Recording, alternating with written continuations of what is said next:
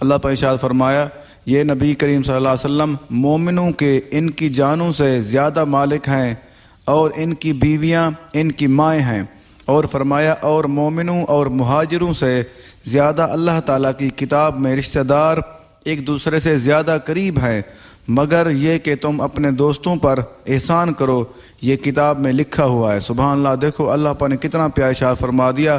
سب سے پہلا ارشاد فرما دیا، اے نبی کریم صلی اللہ علیہ وسلم، آپ کے اوپر نبی کریم صلی اللہ علیہ وسلم کی ذات پاک مومنوں کی جانوں سے زیادہ مالک ہے۔ اس کی تھوڑی سی وضاحت کرنا چاہوں گا۔ وہ وضاحت یہ ہے کہ مثال کے طور پہ ہمارے نبی کریم صلی اللہ علیہ وسلم کی جو امت کے جو مومن ہیں، وہ جیسے ایک دوسرے کے اوپر حق رکھتے ہیں، یا جیسے مالک ہیں، یا جیسے ان کے حکم چلا سکتے ہیں، جیسے کسی کی بات کسی کو منوا سکتے ہیں، ان کے بارے میں فرما دیا کہ نبی کریم صلی اللہ علیہ وسلم کی ذات پاک آپ مومنوں کی جانوں سے زیادہ مالک ہے۔ اس کا مطلب یہ بنتا ہے اگر ہم کسی کے مومن کی کوئی بات ماننے کا حق ہمارے لیے ہے، لیکن ان سے زیادہ ہمارے نبی کریم صلی اللہ علیہ وسلم کی ذات کے بارے میں آپ کی باتوں کو ہمارے لیے زیادہ حکم ہے کہ آپ کے ہماری جانوں کے زیادہ وہ مالک ہیں۔ اس کا مطلب یہ ہے کہ ہم ان کے احکامات پہ لازمی عمل کریں، بلکہ زیادہ عمل کرنے کی تاکید فرمائی گئی ہے۔ اور آگے فرمایا اور ان کی بیویاں ان کی مائیں ہیں۔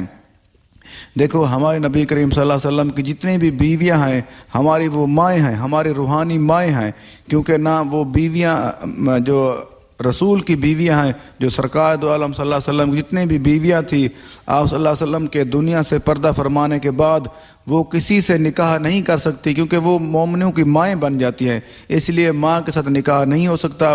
اور آگے فرمایا اور مومنوں اور مہاجروں سے زیادہ اللہ تعالیٰ کی کتاب میں رشتہ دار ایک دوسرے سے زیادہ قریب ہیں۔ دیکھو اس میں یہاں پہ وضاحت فرما دی۔ پہلے فرمایا جو مومنوں کی جانوں سے زیادہ مالک ہے، نبی کریم صلی اللہ علیہ وسلم کے آپ زیادہ مالک ہیں، اور آپ کے احکامات کو زیادہ ماننے کا ہمیں حکم ہے۔ اور آگے فرمایا اور ان کی بیویاں جو ہماری مائیں ہیں، مومنوں کی مائیں ہیں۔ اور آگے فرمایا اور مومنوں اور مہاجروں سے زیادہ اللہ تعالی کتاب میں رشتہ دار ایک دوسرے سے زیادہ قریب ہیں۔ دیکھو یہاں پہ ارشاد فرما دیا جو مومن ہیں، کیونکہ مومن تو دور بھی ہو سکتے ہیں، قریب بھی ہو سکتے ہیں، اس لیے فرما دیا جو رشتہ دار ہیں، جو قریب والے ہیں، ان کے بارے میں فرمایا وہ دوسرے سے زیادہ قریب ہیں۔ جو اور دور کے رہنے والے لوگ ہیں ان سے زیادہ حقوق رشتہ داروں کے ہیں۔ اس کی تھوڑی سی وضاحت یہ ہے، اگر کوئی دور کا رہنے والا ہو یا کسی اور جگہ پہ کوئی مومن رہتا ہو اور دوسرا جو رشتہ دار ہوتے ہیں، اگر ان کے حقوق کا معیار بنایا جائے تو اللہ پر فرما دیا ان کے حقوق زیادہ ہیں، کیونکہ وہ ایک دوسرے سے زیادہ قریب رہتے ہیں، اس کی وجہ یہ ہے۔ اور آگے فرمایا مگر یہ کہ تم اپنے دوستوں پر احسان کرو۔